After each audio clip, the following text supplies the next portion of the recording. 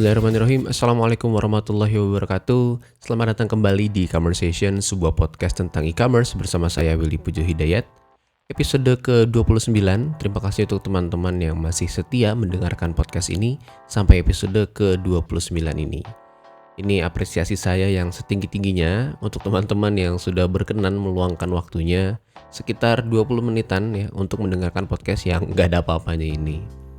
Ngomong-ngomong, bagaimana kabarnya? Semoga sehat-sehat aja ya. Harusnya sih sehat karena belakangan ini udara di Jakarta lagi bersih banget ya dari polusi. Ya Allah, itu beneran kelihatan awannya ya. Terus kalau teman-teman setiap hari lewat Sudirman, terus lihat gedung BRI itu biasanya ketutupan asap polusi. Beberapa waktu lalu sampai kelihatan jelas banget itu, Masya Allah, sampai terharu saya. Kemudian bahkan ada yang sampai komen di X ya atau dulu Twitter ya. Kalau mereka bisa lihat gunung gede yang ada di Bogor sana dari Jakarta Utara, dari Pluit kalau nggak salah, itu seindah itu ya kalau nggak ada polusi. Polusi menyebalkan sekali. Dan ya, saya tidak akan promosi motor atau mobil listrik, walaupun kabarnya pajak motor bensin akan dinaikkan ya. Oke, episode ke-29 ini saya akan membahas tentang salah satu entitas dari kerabat dekat dengan e-commerce. E-commerce kalau nggak ada dia, nggak tahu ya mau jadi apa. Sampai akhirnya banyak yang mau jadi kerabat dalam tanda kutip ya, saling rayu, saling lobby, demi menjadi mitra atau partner utama dari e-commerce. Siapa dia? Sebelum itu, seperti biasa, kita masuk ke 3 update terbaru seputar e-commerce. Yang pertama datang dari total transaksi e-commerce di Indonesia sepanjang tahun 2023. Jadi saya baca kutipan beritanya ya, Bank Indonesia mencatat transaksi e-commerce di Indonesia mencapai 453,75 triliun. Saya ulangi, 453,75 triliun sepanjang tahun lalu. Asli, itu duit semua ya. Gila, 453 triliun. Menurut CNBC, nilai transaksi tersebut dibelanjakan untuk 3,71 miliar barang. 3,71 miliar barang. Menurutnya, tren ini terus meningkat sejalan dengan perubahan perilaku masyarakat luar biasa. Jadi, kalau teman-teman merasa kayaknya udah nggak ada yang main online deh gitu kan. Sekarang kayaknya setelah pandemi semua orang mainnya offline deh. Kayaknya kurang tepat ya asumsinya ya. Karena nilainya masih naik terus dan nilai transaksinya yang luar biasa fantastis. Tadi sampai 435 triliun. Mantap. Yang kedua datang dari Tokopedia yang akan mati cepat atau lambat. Ini menarik sebetulnya. Jadi, dari wawancara beberapa media kepada CEO GoTo ya Pak Patrick Waluyo, beberapa orang mempertanyakan terkait keputusan beliau yang menjual dalam tanda kutip ya sahamnya sebanyak itu sampai 75% ke TikTok atau ByteDance. Like why gitu loh, kenapa? Kemudian statement ini mencuri perhatian banget ya. Jadi menurut Pak Patrick bilang gini, banyak orang yang gak paham apa yang saya hadapi saat itu. Itu adalah pilihan antara bertahan hidup atau mati. Memang kematiannya bakal perlahan tapi pasti, katanya dalam acara Deal Street Asia Indonesia PE/VC Summit. Yang jadi pertanyaan, apakah memang serapuh itu ya Tokopedia? Apakah benar Tokopedia akan mati cepat atau lambat gitu? Ya tentunya kita berharap tech winter ini segera berakhir ya dan Tokopedia bisa settle dan mencapai profitability-nya di penghujung tahun 2024 ini ya. Ya semangat Tokopedia. Yang ketiga datang dari TikTok yang akan menggila di US. Dari beberapa sumber menyebutkan bahwa TikTok ingin berekspansi lebih gila tahun ini dengan mengejar 17,5 billion dollar. Target omsetnya nggak main-main ya. Amazon di Q3 2023 itu revenue-nya di 143 billion US dollar. Berarti kalau TikTok ngincar 17,5 billion dollar itu berarti 12% kurang lebih dari marketnya Amazon. TikTok Shop kabarnya udah mendatangkan beberapa barang dari US, khususnya barang perintilan. Nah uniknya, TikTok di US ini tidak hanya bertarung dengan Amazon. Kalau kita berasumsi, wah TikTok akan melawan Amazon di US, tidak juga. Mereka akan bersaing dengan Temu, TAMU, dan Shein. Sama-sama pertarungan aplikasi China di US. Ya, seru banget. Oke, itu tadi 3 update terkini seputar e-commerce. Sekarang kita masuk ke topik utama podcast ini. Oke, katanya ya kalau orang udah sukses banyak yang ngaku teman atau kerabat, betul nggak? Ya nggak gitu lah ya. Kita semua temenan tulus kok ya, apalagi kalau ada ya duitnya gitu ya. Pragmatis. Oke, Kita akan membahas satu subjek ya atau entity yang menjadi kerabat dekat banget dengan e-commerce, baik itu online store, marketplace atau apapun itu. Siapa dia? Yes, distribusi alias perusahaan logistik.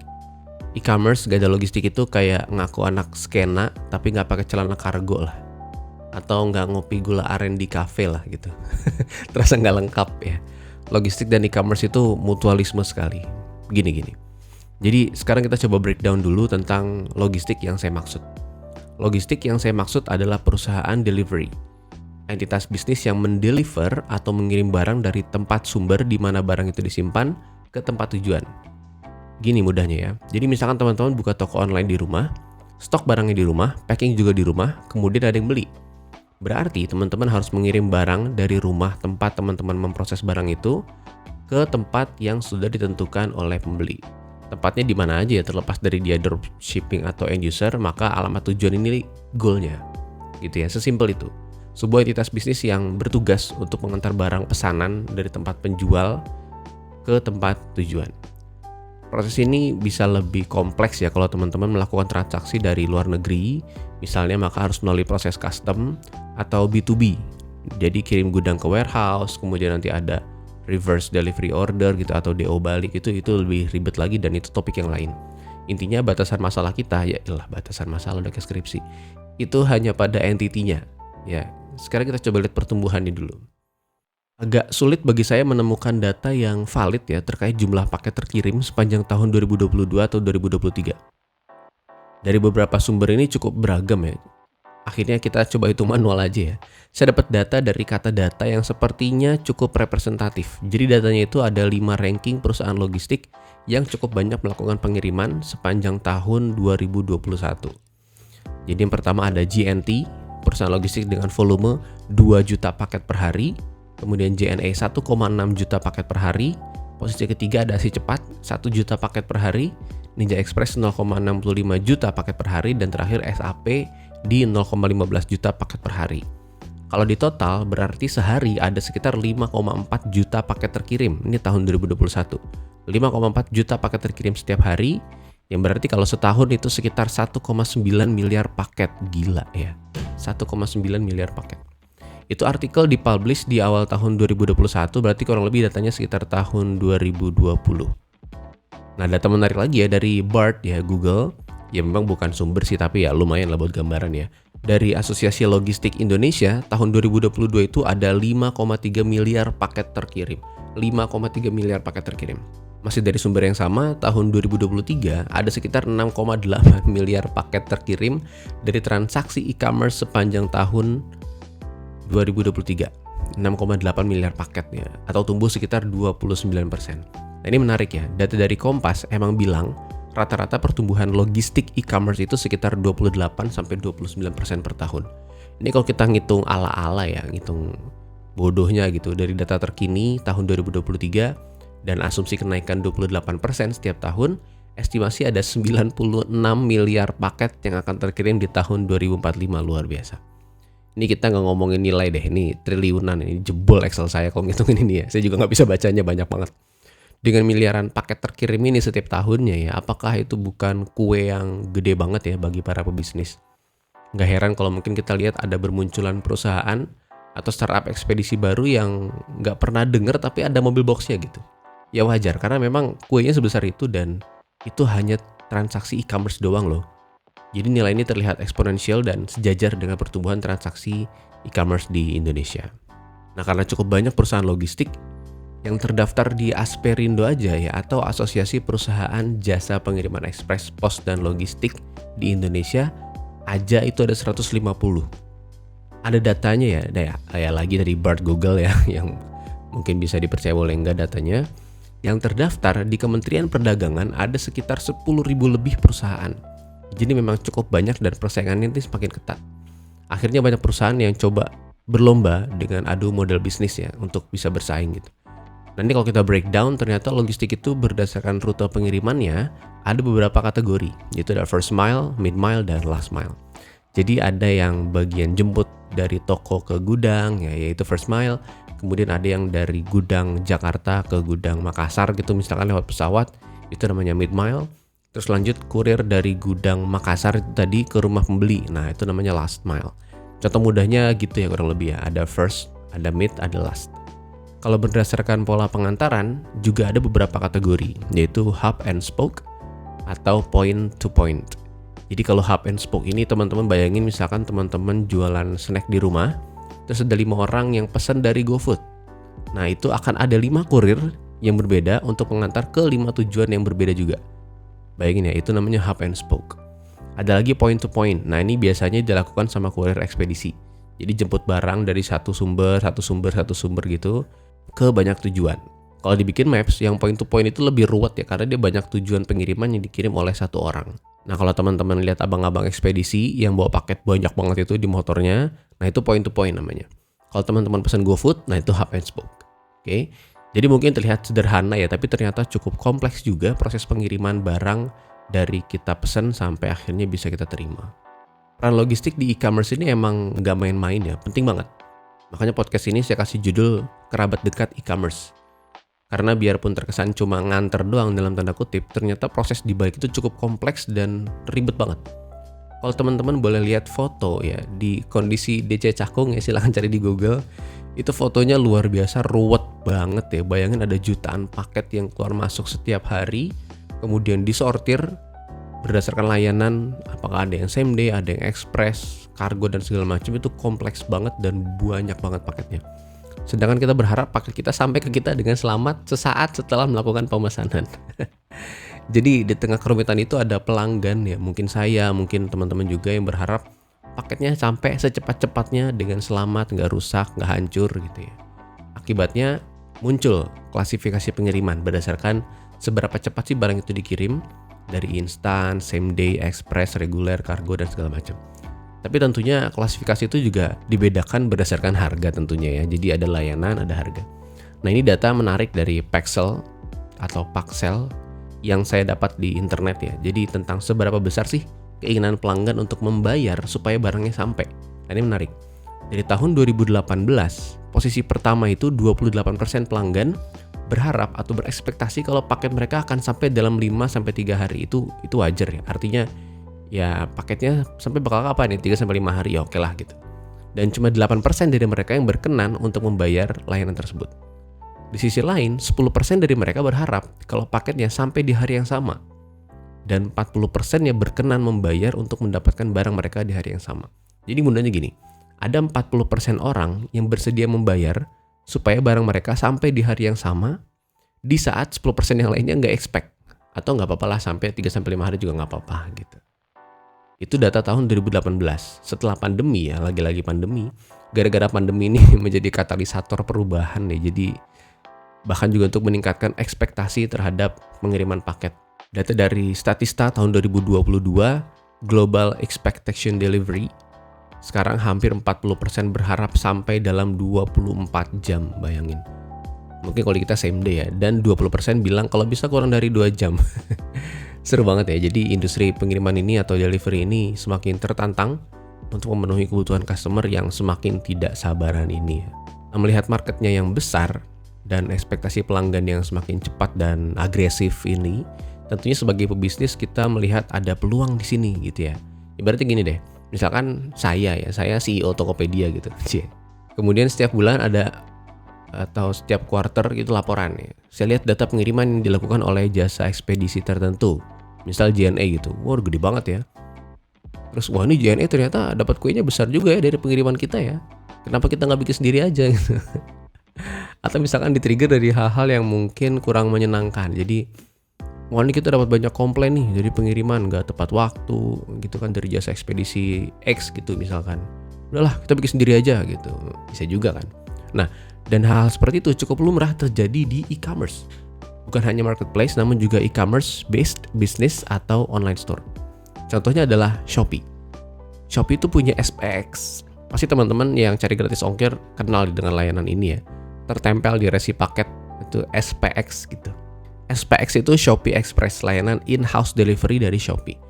Ingat dulu awal-awal Shopee garap channel distribusi ini, kalau nggak salah muncul beberapa kontra ya dari pihak kurir, karena per paket hanya dibayar sekitar 1.500 kalau nggak salah. Sekitar tahun 2021 ya. Tapi seiring berjalannya waktu, SPX ini mulai terlihat lebih settle, lebih stabil dengan skema komisi yang mungkin sudah lebih baik.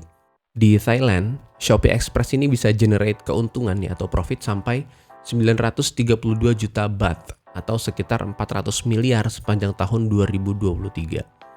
400 miliar itu profitnya ya. Revenue-nya bisa sampai 16 billion baht atau sekitar 7 triliun rupiah. Kasarnya berarti marginnya kurang lebih di 6%. Kalau profitnya 400 miliar, revenue-nya 7 triliun. Gila ya sebesar itu ya. Itu di Thailand. Shopee Express bisa sebesar itu ya, gimana di Indonesia gitu. Sayangnya saya nggak punya datanya. Kita coba contoh lain yang datanya terpampang nyata ya, yaitu GTL ya, atau GoTo Logistik dari GoTo. Dari Januari sampai September atau di Q1 sampai Q3, secara kumulatif di 2023, GTL itu bisa generate revenue sampai 1,6 triliun. Naik 50 miliar dari periode 2022. Grup GoTo di periode yang sama tahun 2023 bisa generate revenue 17 triliun. Jadi grup GoTo itu bisa generate 17 triliun. Nah, berarti 1,6 triliun itu kurang lebih 9 sampai 10% dari total omset GoTo, yaitu dari GTL. Nah, kalau pakai model yang sama, ini kita hitung-hitungan asalnya aja ya. Kalau pakai model yang sama dengan Shopee Express di Thailand dengan asumsi margin 5-6%, berarti GTL ini bisa generate gross profit sampai 100 miliar, 100-an miliar kurang lebih. Mantap ya. Coba ya, apa nggak gurih banget ini bisnis logistik ini ya.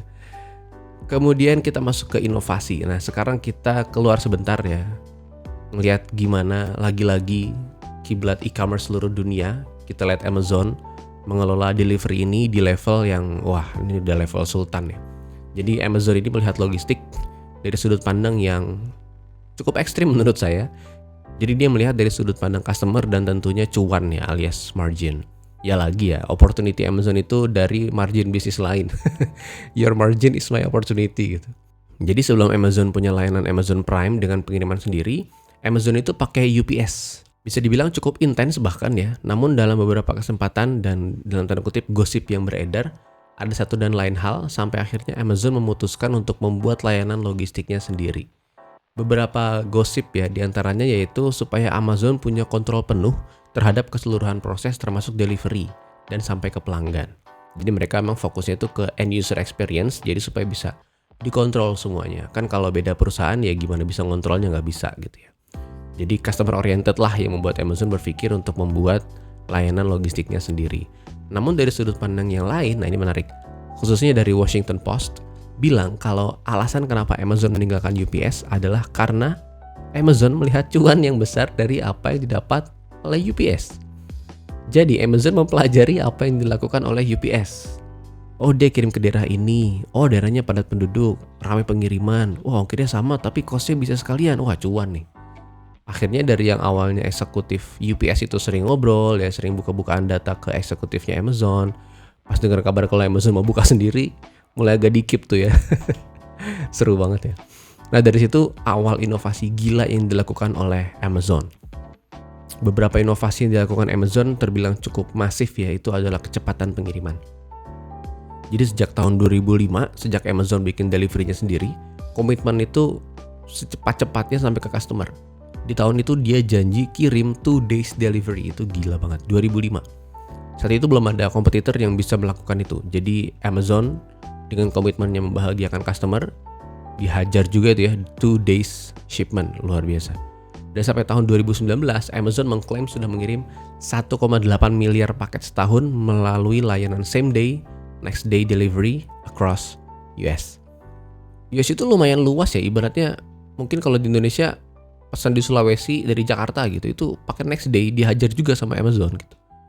Itu terkait kecepatan. Ada juga inovasi-inovasi lain seperti pengiriman dengan drone. Wah, itu seru banget. Ya, kayaknya teman-teman pernah denger deh kalau di US itu ya Amazon pernah mengadakan pengiriman dengan menggunakan drone. Seru ya. Jadi ngirim pakai drone itu untuk area yang masuk radius jangkauan dengan estimasi bisa kurang dari 1 jam. Lebih dari itu, supaya makin dekat dengan tujuan pengirimannya, tentunya supaya semakin cepat, Amazon sempat kepikiran buka floating warehouse. Floating warehouse guys, alias gudang melayang, bayangin. Tapi enggak ya, itu ide aja atau sekedar gagasan ya. Tapi ya gila juga kalau sempat kepikiran gitu. Ada blueprintnya juga kalau nggak salah, luar biasa. Itu serba-serbi ya, atau inovasi kegilaan Amazon dalam menangani delivery-nya yang luar biasa besar dengan beragam ide gilanya yang seru banget ya. Ya balik lagi ya, sebegitu pentingnya delivery atau logistik terhadap e-commerce, bahkan sekelas Amazon aja sampai dalam tanda kutip mengkhianati UPS ya, dan sampai bela-belain kirim pakai drone. Ini tidak bisa dipungkiri erat sekali keterkaitan antara e-commerce dengan delivery. Jadi gini, sekarang dari sudut pandang end user kita coba lihat harapannya ya. Dari sudut pandang end user, kita itu cuma mau barang kita sampai dalam tempo yang sesingkat-singkatnya dengan biaya serendah-rendahnya. Faktanya sampai saat ini biaya pengiriman di Indonesia ini masih terbilang cukup tinggi di Asia Tenggara. Jadi ada data dari Kompas yang bilang kalau Bank Dunia itu pernah buat ranking terkait performa logistik antar beberapa negara di dunia. Dari 160 negara, Indonesia ada di urutan 46. Skornya itu 3,15 dari 5 ya. Bintang 3 nih kalau di Gojek ya. Yang artinya biaya pengiriman kita masih sangat tinggi se-Asia Tenggara.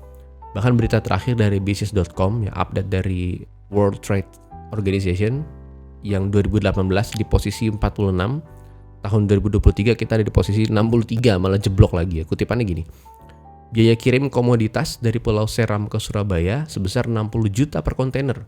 Sementara ongkos kirim dari Surabaya ke Cina hanya 30 juta per kontainer. Ini butuh perhatian khusus. Kutipan beritanya begitu. Ada data juga dari Databox. Indonesia menempati peringkat pertama biaya pengiriman tertinggi se-Asia Tenggara dengan rasio 24% dari biaya pengiriman dibandingkan dengan PDB atau produk domestik bruto. Baru di bawahnya ada Vietnam 20%, Thailand 15%, yang paling bawah ada Singapura di 6%. Jauh 4 kali lebih murah dari Indonesia. Itu parameter makro ya. Gimana kalau parameter mikro? Ya bayangin aja, biaya kirim dari Jakarta ke Kalimantan ya, atau ke area Indonesia Timur itu luar biasa mahalnya. Orang Jakarta bisa nggak jadi check out cuma gara-gara ada ongkir 10.000 gitu. Di luar Jawa ongkir diskon jadi 50.000 aja bisa dibilang wah nih diskon nih lumayan terjangkau gitu.